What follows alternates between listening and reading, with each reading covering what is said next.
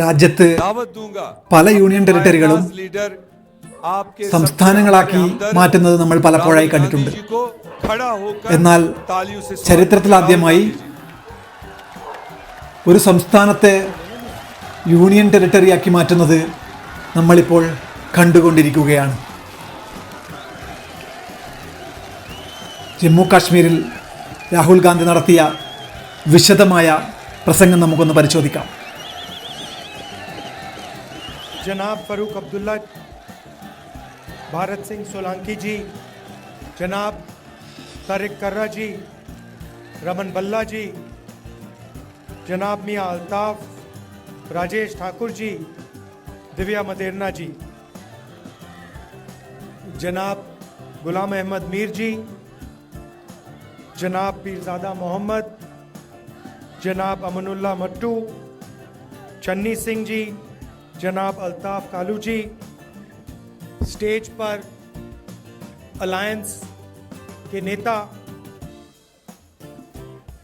Congress party और national conference के हमारे कार्यकर्ता, मीडिया के हमारे मित्रों, इनको मैं मित्रों कहता हूं मगर हैं मित्र नहीं है।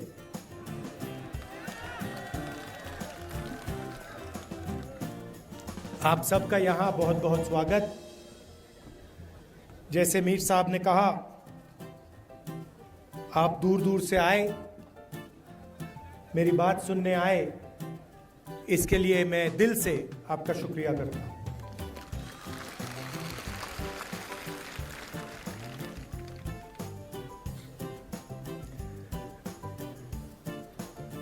आज़ादी के बाद हिंदुस्तान में यूनियन टेरिटरी से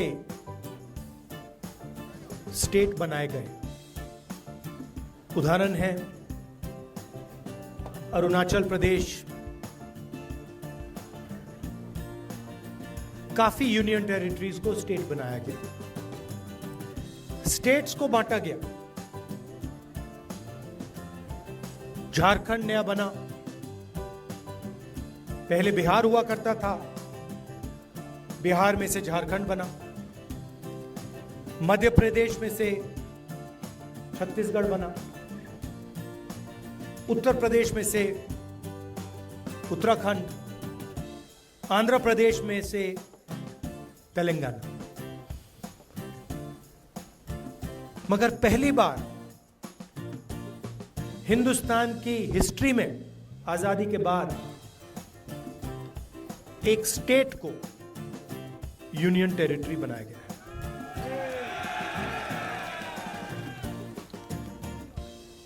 मतलब जब हम यूनियन टेरिटरी को स्टेट बनाते हैं या हम स्टेट को बांटते हैं तो हम लोकतंत्र को गहरा करते हैं, अधिकारों को और गहराई से पहुंचाते हैं। मगर जब हम स्टेट को यूनियन टेरिटरी बनाते हैं तो अधिकारों को छीना जाता है। और आपके साथ, जम्मू कश्मीर के साथ यह अन्याय हुआ है। पहली बार हिंदुस्तान की हिस्ट्री में एक स्टेट के लोगों से उनके अधिकार छीनकर उनको यूनियन टेरिटरी में बदला गया है। यूनियन टेरिटरी में और स्टेट में बहुत फर्क होता है।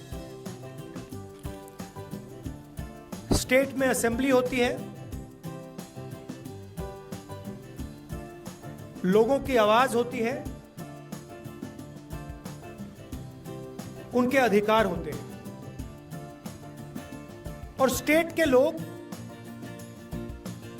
अपने स्टेट को चलाते हैं, चाहे वो टूरिज्म हो, बिजनेस हो, माइनिंग हो, जो भी है, स्टेट के लोग स्टेट को चलाते हैं। और स्टेट के लोग अपनी असेंबली में अलग अलग कानून बनाते हैं। 1947 में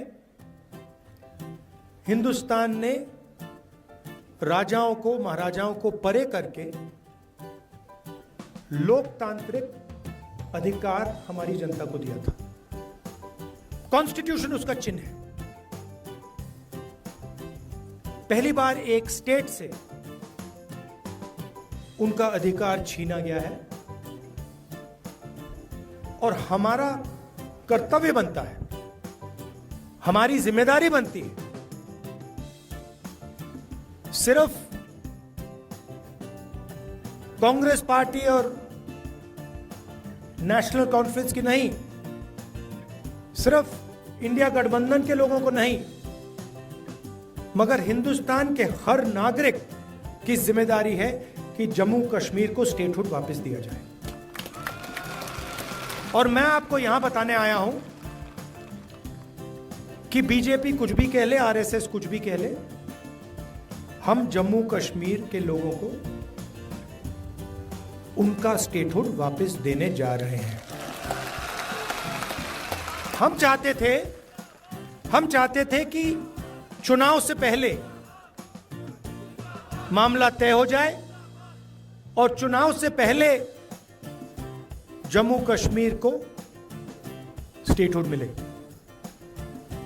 मगर बीजेपी नहीं चाहती थी। उन्होंने कहा कि पहले चुनाव करो, ठीक है, मंजूर है, मगर स्टेटहुड मिलेगा। आप देखना,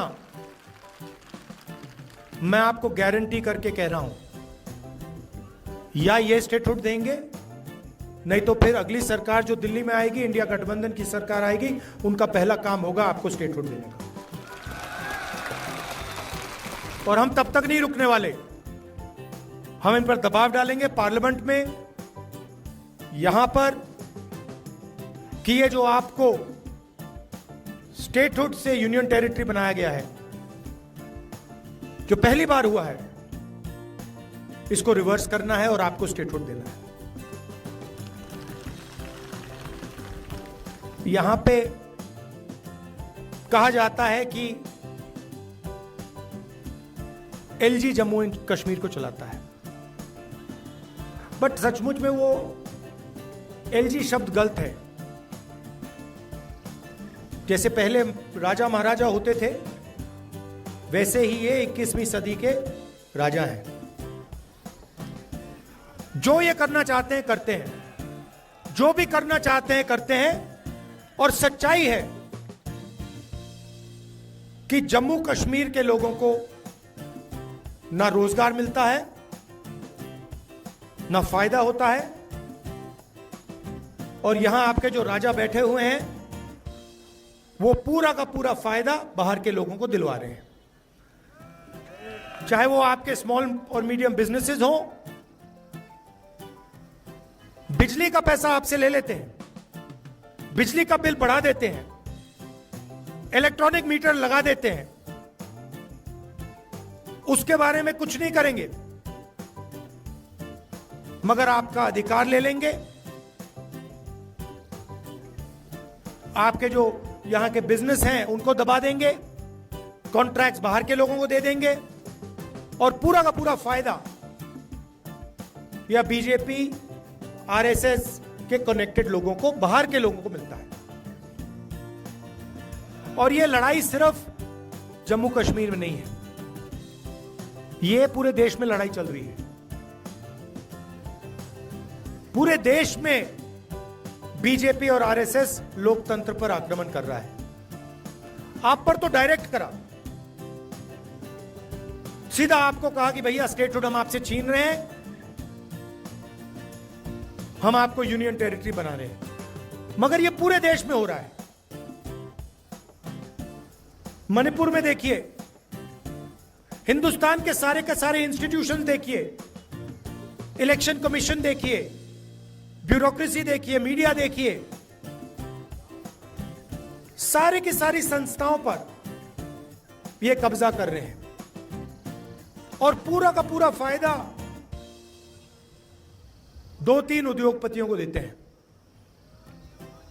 ये देखिए, आप नाम जानते हैं, क्या नाम है उनके? अच्छा, नई चीज बोली है। मैं पार्लियामेंट में भाषण कर रहा था मैंने भाषण में अदानी अंबानी का नाम लिया और मुझे कहा जाता है कि पार्लियामेंट में अदानी और अंबानी का नाम नहीं लिया जा सकता। कमाल की बात है। एयरपोर्ट पे लगाया जा सकता है, सड़कों पे लगाया जा सकता है, पोर्ट्स पे लगाया जा सकता है, हर धंधे में उनका नाम दिखाई देता है, चाहे वो सेब का धंधा हो, सब जगह उनका नाम दिखता है, मगर पार्लियामेंट में उनका नाम विपक्ष नहीं ले सकते। तो फिर मैंने उनसे कहा, मैंने कहा ठीक है भैया, आप कहते हो कि अंबानी अदानी का नाम नहीं ले सकता, तो कुछ तो कहना पड़ेगा, क्या कहूं उनको। तो फिर मैंने स्पीकर सर से कहा कि देखिए, अगर आप चाहते हैं कि मैं अदानी अंबानी का नाम ना लूं, तो फिर मैं वो उनको A1 A2 कह देता हूं। कहना तो पड़ेगा, क्योंकि ये सच्चाई है। सारी की सारी चीजें, सारे के सारे बिजनेस इन 3-4 लोगों को मिलते हैं। अमित शाह के जो बेटे हैं, कभी क्रिकेट बैट नहीं उठाया, वो क्रिकेट के इंचार्ज बन गए।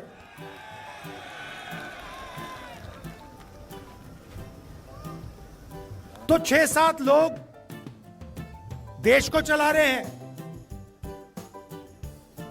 और सोचते हैं कि हिंदुस्तान की जनता, जम्मू कश्मीर की जनता, बाकी स्टेट्स की जनता चुप रहेगी। आपने देखा होगा, चुनाव से पहले नरेंद्र मोदी छाती फुला के आते थे, देखा था आपने? 56 इंच गायब हो गई ना, 56 इंच की छाती। इंडिया गठबंधन ने हिंदुस्तान के प्राइम मिनिस्टर की कॉन्फिडेंस उड़ा दी, बिल्कुल उड़ा दी। वो आपको तो दूर से दिखते हैं ना, मैं तो पार्लियामेंट में उनके सामने बैठता हूं, तो मुझे तो डायरेक्ट दिखता है हो क्या रहा है। बिल्कुल पूरी की पूरी कॉन्फिडेंस खत्म हो गई। जो पहले नरेंद्र मोदी थे 56 इंच छाती वाले, वो हैं नहीं, खत्म हो गए वो, उनकी कॉन्फिडेंस गई। आज मैं आपको बताता हूं, जो ऑपोजिशन चाहता है वो इनकी सरकार करती है। दम नहीं रहा इनमें। लैटरल एंट्री की बात की इन्होंने, कहते हैं कि भैया सरकार में हम साइड से लोगों को लाएंगे। हमने कहा कैसे लाओगे?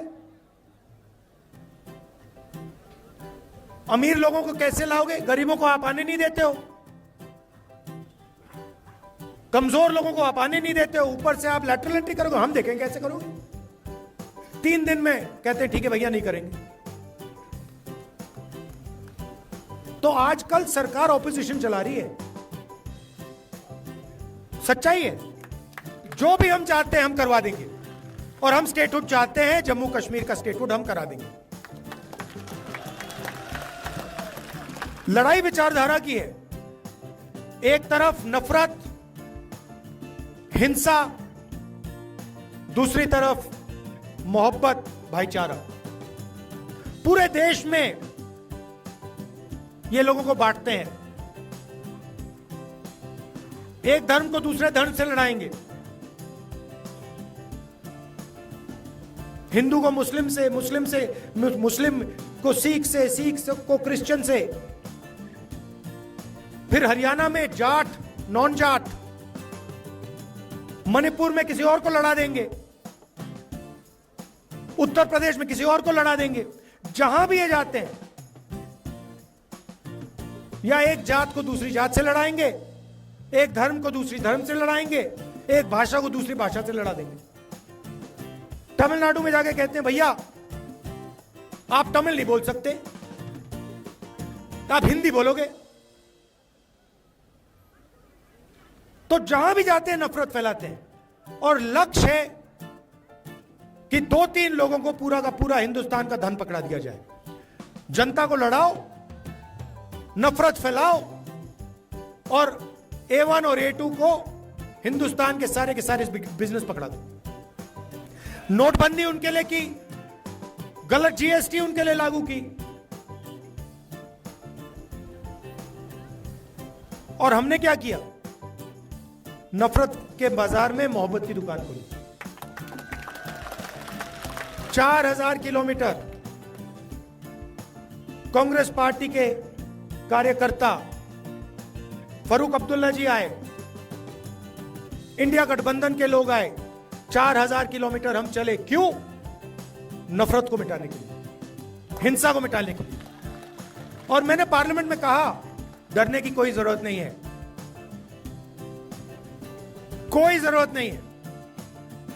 ये खोखले हैं, इनमें कोई दम नहीं है, डरपोक है ये। 4000 किलोमीटर चले, जहां भी ये नफरत फैलाते हैं हम वहां जाके मोहब्बत की दुकान खोलते हैं। और यही काम हम जम्मू कश्मीर में करेंगे। जम्मू कश्मीर को भाईचारे की जरूरत है, प्रगति की जरूरत है। और आपसे ये जो स्टेटहुड छीना गया है, ये पहला कदम है। सारे के सारे छोटे बिजनेसेस खत्म कर दिए, जम्मू कश्मीर में किए, बाकी हिंदुस्तान में किए। बैंक के दरवाजे उनके लिए बंद हैं। आप सोचिए, 22-25 अरबपति हैं। नरेंद्र मोदी जी ने 16 लाख करोड़ रुपए उनका कर्जा माफ किया है। आप सोचिए, 16 लाख करोड़ रुपए उनका कर्जा माफ किया है। और जो छोटा बिजनेस चलाते हैं, खेती करते हैं, मजदूरी करते हैं, जो स्टूडेंट्स हैं, उनका 1 रुपया कर्जा माफ नहीं होता है। तो ये नफरत फैलाते हैं, हिंसा फैलाते हैं, अन्याय भी फैलाते हैं। और इससे ना देश का फायदा होगा, ना जम्मू कश्मीर का फायदा होगा। सरकार चले तो सबकी सरकार हो, उसमें कमजोर लोगों की का शेयर हो, छोटे बिजनेसेस की रक्षा हो, जो खेती करते हैं, हॉर्टिकल्चर का काम करते हैं, टूरिज्म का काम करते हैं, उनकी रक्षा हो, उनको भी फायदा मिले। ऐसी सरकार हम यहां चलाना चाहते हैं। और मैं आपसे कह रहा हूं, मैं जानता हूं कि जम्मू कश्मीर ने मन बना लिया है। मैं यहां कैंपेनिंग करने आया हूं, मगर सच्चाई यह है कि इंडिया गठबंधन यह चुनाव जीतने जा रहा है, और वो दिख रहा है, क्योंकि इंडिया गठबंधन न्याय के लिए लड़ रहा है। और जैसे फारूक साहब ने कहा, बहुत सारे लोग बीच में डिवीजन करने, कंफ्यूजन फैलाने घुसे हुए हैं। आप याद रखिए, एक तरफ बीजेपी और आरएसएस है, दूसरी तरफ इंडिया गठबंधन, कांग्रेस पार्टी और नेशनल कॉन्फ्रेंस है। सीधी सी बात है, लड़ाई इन दोनों के बीच में है। डिवीजन नहीं होना चाहिए, मिलकर इनको हराना है। जहां भी नेशनल कॉन्फ्रेंस के कार्यकर्ता हैं,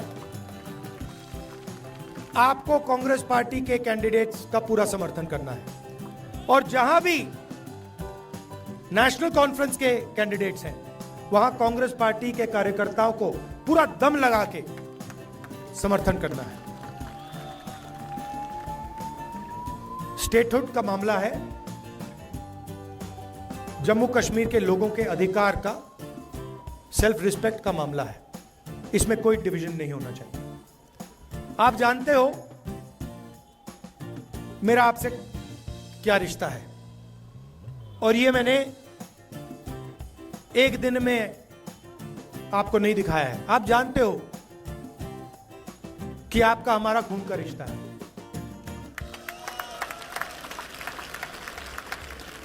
ये राजनीतिक रिश्ता नहीं है, ये पुराना रिश्ता है, खून का रिश्ता है।